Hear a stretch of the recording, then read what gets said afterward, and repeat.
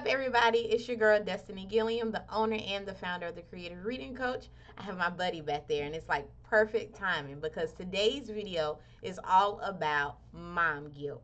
I wanted to address this topic because one of our community members really wanted a video on how do we approach mom guilt, and more importantly, how do we approach mom guilt when we're working moms. And some of us are working moms in the education industry. So today's video is all about mom guilt. Before we get started, I want to give you a quick reminder that you should like, subscribe, comment, or even share this video with any of your mom friends. And if you are interested in working with us in the Learning Center, there's always a consultation link below for you to schedule a consultation. All right, now that that good stuff is out the way, mom guilt, it's like really heavy. I think I did a video about it a while ago, but let's circle back around to it. A lot of people think, oh, Destiny, your kids must be like off the charts smart and off the charts, just prepared with everything. And the answer is completely no. It's the exact opposite, to be honest. My kids have the same exact struggles as anyone else's kid. I was just fussing with my 12-year-old about how she doesn't bring that math grade up, then it is no cheerleading for her. I was just talking to my son about how he can only watch YouTube at the office, and when we go home, he has work to do.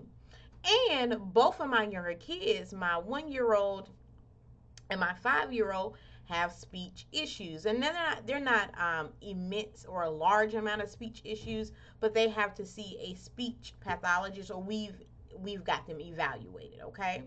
And so, like any of you, I have felt guilty, I have felt overwhelmed, I have felt isolated, like it was just my child, because as they're sitting there, and you know how it goes when you're reading the results or something, or when a specialist is talking to you about your child.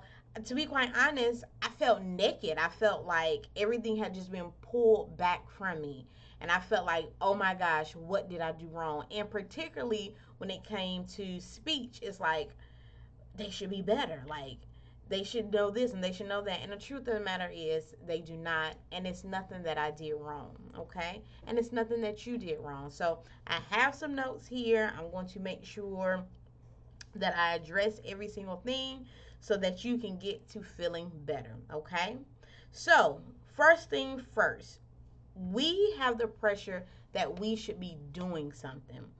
And I firmly believe that that is because we are living in the social media age, right? Every time you hop on your phone and you're scrolling, you see this mom who is posting this. You see that mom who is posting that. And everything looks all glamorous. When the truth of the matter is, people only post on social media what they want to. I believe it was this guy by the name of Gary Vaynerchuk. He was like, we're all our own PR firm because we post what we want to post to make us look like what we want to look like, okay?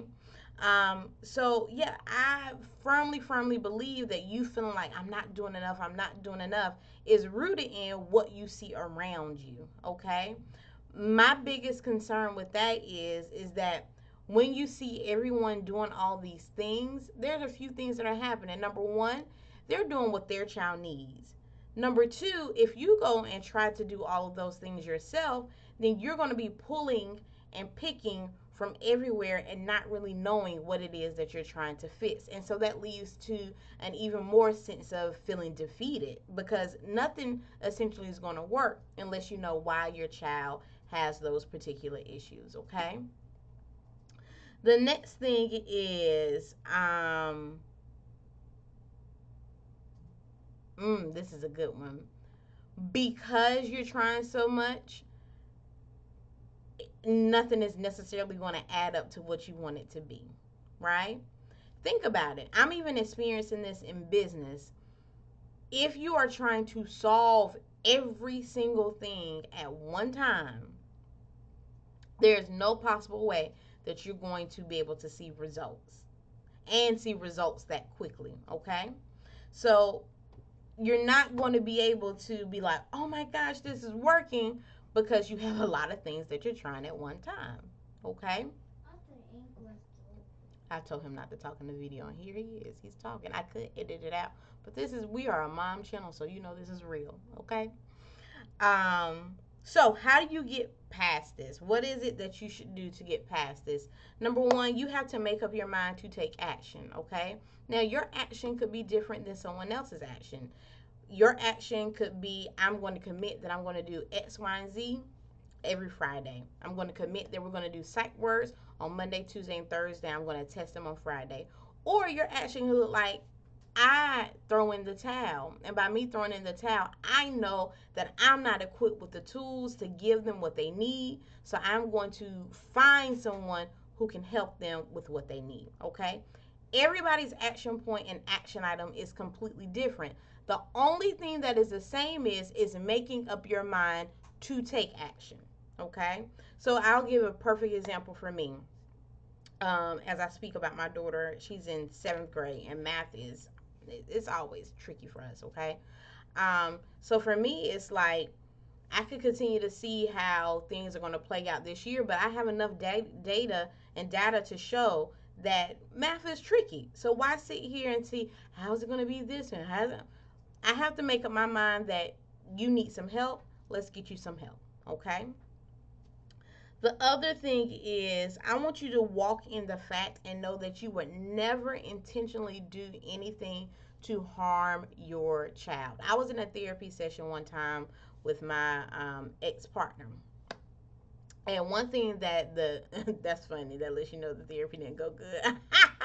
A totally different story. But we were in a therapy session a couple years back, and the therapist had us practice this exercise, and the exercise was being able to not assume the worst of each other.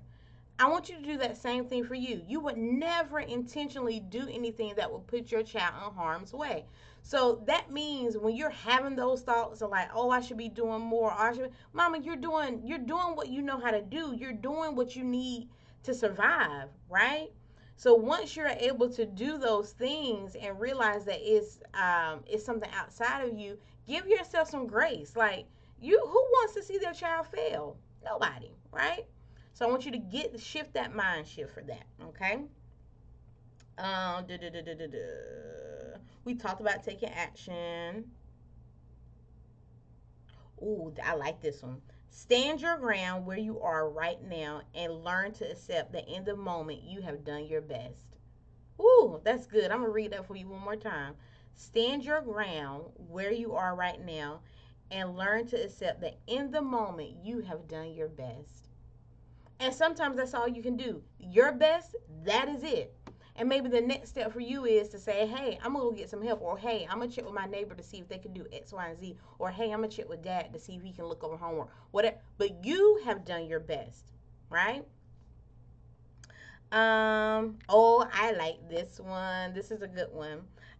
Set goals, set those little small goals to achieve. So, for example, and let me show you how real life this is, right?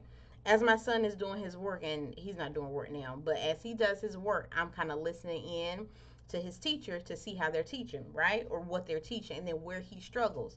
So, for us, I keep a little sticky note on my desk, and I want him to practice writing the letter M, the number 3, and the number 4. That's a simple goal, right? I'm able to know, like, yes, if we master this, then I know we have done a job well done this week, okay? All my notes disappeared. Let's get that back. Let's see if we can get that back. Come on. That's going to be really bad. What in the world?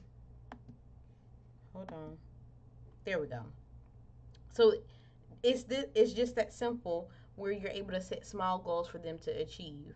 Why is that good? That's good for you and them because number one, it lets them know like, okay, I got this and I'm making progress. And for you, it makes sure it satisfies that part in your heart like, okay, we're doing something leading in the right direction, okay?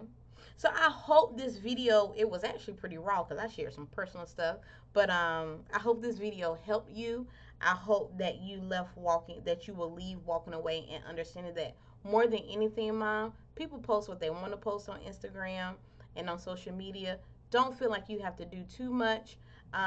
Understand that you have done what you needed to do, And more than anything, when you have done all you can and you are standing, please get you some additional support, whatever that may look like. If you're interested in working with us and getting some personalized one-on-one reading coaching for your kiddo, make sure you schedule a consultation by clicking the link in the description box. And other than that, I'll see you next Wednesday. Peace.